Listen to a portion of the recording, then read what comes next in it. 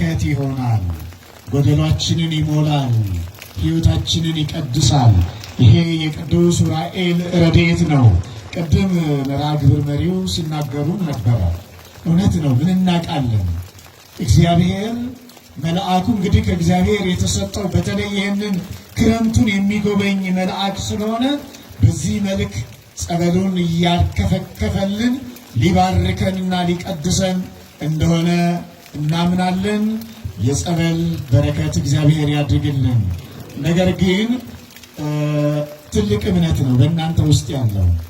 እግዚአብሔር የቃል ኪዳን ታቦት ሊባርከን ወጥቶ ሳለ በፊታችን ቆሞ ሳለ ዝናብ አይደለም ሌላ ነገር ቢመጣ ከፊቱ ፈቀቅ አንልም። ይሄ በየጊዜው የሚመጣ ሰማዕትነት ነው፣ ምስክርነት ነው፣ የእምነት ምስክርነት ነው፣ የእምነት መገለጫ ነው። ጥንካሬን ነው የሚያሳየው፣ እምነትን ነው የሚያሳየው፣ ፍቅርን ነው የሚያሳየው። እና እግዚአብሔር ሃይማኖት ስለጨመረልን ክብርና ውዳሴ ለስሙ ይሁንልን። እግዚአብሔርን አመስግኑት። መምህራችን ምንም ነገር ያስተረፉት የለም። ሁሉንም ነገር በደንብ አድርገው። ያ ማለት የተጻፈው ለቅዱስ ዑራኤል ይሄ ብቻ ነው ማለት ግን አይደለም። ስለ ዕዝራ ሱቱኤል አንስተው በደንብ አድርገው ነግረውናል። ስለ ሥርዓተ ሰማይ፣ ስለ ፀሐይና ጨረቃ፣ ስለ ከዋክብት፣ በሰማይ ስላሉ ብርሃናት ሁሉ የዛሬ ሳይንቲስቶች ተመራምረው እስከ ዓለም ፍጻሜ የማይጨርሱት የብርሃንን መመላለስ በሚመለከት ለሄኖክ ቅዱስ ዑራኤል ነግሮታል። ስለዚህ ጥቅልል አድርጎ ሰማያዊውን ሥርዓት ለቅዱስ ሄኖክ ነው የነገረው። ያ ደግሞ በዓለም ላይ የዓለም ቁልፍ የሆነው ታላቅ ምስጢር በኢትዮጵያውያን ሊቃውንት ተጠብቆ የሚኖረው ቅዱስ ዑራኤል የገለጠው ሰማያዊ ሥርዓት ነው።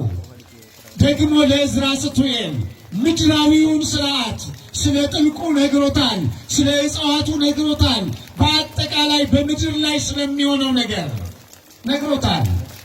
ከዚህ የተነሳ ነው የተለያዩ ሳይንቲስቶች አንዳንዱን እየመዘዙ የሚመራመሩት። ስለ እጽዋት የሚመራመር ቢኖር ቅዱስ ዑራኤል ለዕዝራ ሱቱኤል ከነገረው ላይ ነው። ስለ ጥልቁ መመራመር የሚፈልግ፣ ስለ ምድር አካላት መመራመር የሚፈልግ፣ ስለ እሳተ ገሞራዊ መመራመር የሚፈልግ ሁሉ ቅዱስ ዑራኤል ለዕዝራ ሱቱኤል ስለነገረው ነው። ጠቅለል ሲል ስለ ምድርና ስለ ሰማይ ዓለም መሬት እንግዲህ 5 ናቸው። እሱን ማንሳት አልፈልግም ጊዜ ስለሌለ። በአጠቃላዩ በሰማይና በሰማይ ውስጥ ስላሉት በምድርና በምድር ውስጥ ስላሉት ነገሮች ሁሉ ቅዱስ ዑራኤል ለዕዝራ ሱቱኤልና ለቅዱስ ሄኖክ ነግሮታል። ይህንንም በመጽሐፍ አድርጋ በምልአት የምትጠብቅ ኢትዮጵያ የእግዚአብሔር ሀገር ናት። ክብር ለስሟ ይሁንልን። ኢትዮጵያ ምናልባት ዶላር ያንሳት ይሆናል። ብዙ የተመራመሩ የረቀቁ ሰዎች ላይኖሩ ይችላሉ። ነገር ግን ነገረ እግዚአብሔር በቅዱስ ዑራኤል በኩል የተገለጠባት የዓለም ቁልፍ ያለባት አሁን ከጥንት ጀምሮ ሰዎቻችን ገሸሽ ብለው የእውቀትን መንገድ ጠልተው ቅዱስ ዑራኤል የገለጠውን እውነት ቅዱስ ሄኖክ ያስቀመጠውን አስተውሎት ባለመረዳት በድንቁርናና በረሃም ውስጥ እንኖራለን እንጂ ለእኛስ የዓለም መክፈቻ የተሰጠን የዓለም ቁልፍ በእጃችን ያለ የዓለም ሁሉ መዘውር በገዳማቶቻችን ያለ ያም በቅዱስ ዑራኤል የተገለጠ በቅዱስ ሄኖክ የተዘገበው ቅዱስ መጽሐፈ ሄኖክ በኢትዮጵያ ነው ያለው። ክብር ለስሟ ይሁንልን። ይቺ ሀገር ደግሞ ለድንግል ማርያም አስራት ተደርጋ የተሰጠች ሀገር ናት፣ ታውቃላችሁ። ስለዚህ ዛሬ እየባረኩን ያሉት እናታችን ድንግል ማርያም ደግሞ አገልጋዩዋ ተወዳጁ መልአክ ብርሃናዊው ቅዱስ ዑራኤል ነው። መታደል ነው በእውነት።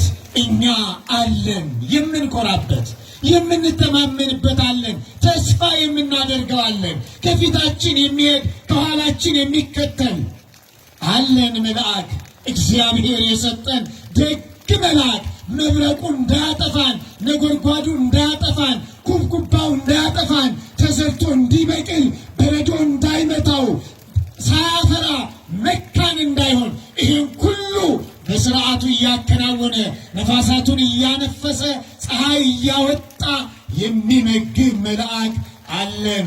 ስሙ ቅዱስ ዑራኤል ነው። ክብር ለስሙ ይሁንልን።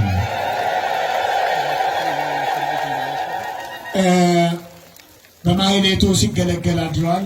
በቅዳሴው ተመስግኗል። አሁን ደግሞ በወንጌል እውነቱ ተገልጧል።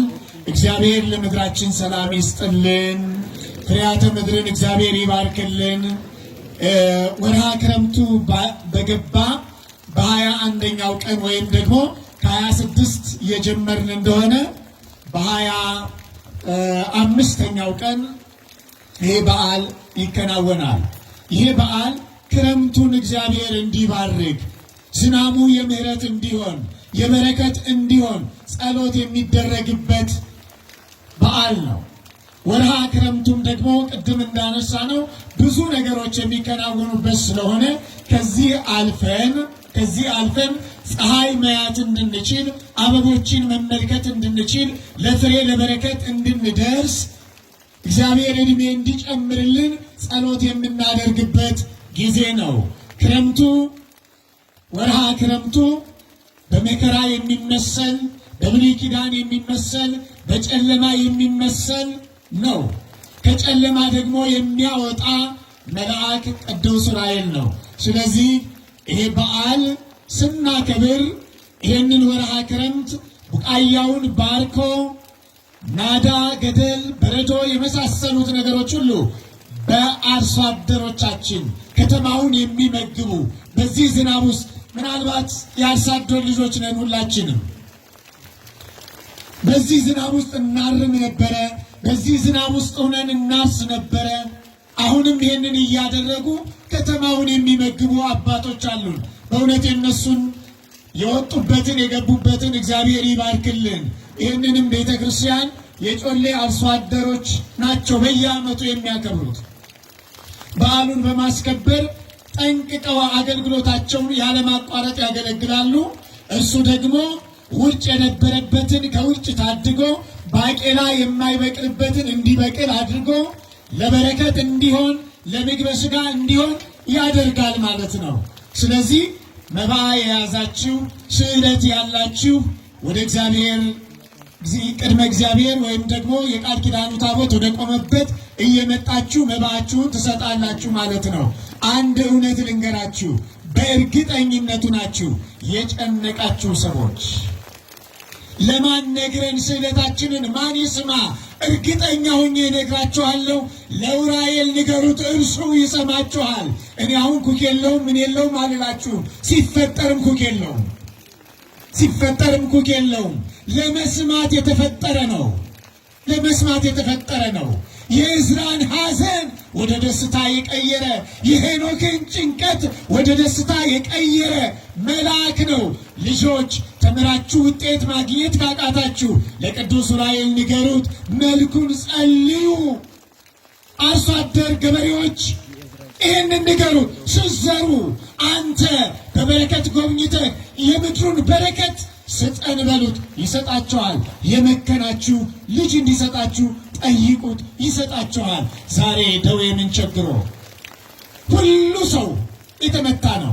ነገር ግን በቅዱስ ዑራኤል እምነት፣ በቅዱስ ዑራኤል ጸበል ይሄ ዝናሙ የቅዱስ ዑራኤል በረከት ነውና አንተ ፈውሰኝ፣ ከርሞህን ጊዜ ብታደርሰኝ፣ የዛሬ ወርህን ጊዜ ብታደርሰኝ፣ ነገህን ጊዜ ብታደርሰኝ ይህንን አደርጋለሁ እያላችሁ ስዕለት ተሳሉለት።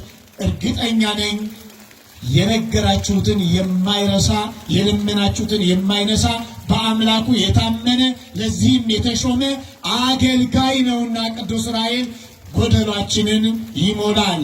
እስካሁን ድረስ ስለደረሰልን፣ እስካሁን ድረስ ቤታችንን ስለጎበኘ፣ እስካሁን ድረስ የወለድናቸውን ስላሳደገ፣ እስካሁን ድረስ ያረባናቸውን ስለተንከባከበ፣ በበረከት ስለጎበኘን መባችንን በእግዚአብሔር ፊት እንሰጣለን። ሁላችሁም ወደ እኔ እየመጣችሁ ካላችሁ ላይ ሳትጨነቁ ሐሳብ ያላችሁ ሐሳባችሁን ትሰጡታላችሁ። ገንዘብ ያላችሁ ገንዘባችሁን ትሰጣላችሁ። ምስጋና ያላችሁ በእልልታ ገናናውን መልአክ ቅዱስ ዑራኤልን ታመሰግናላችሁ።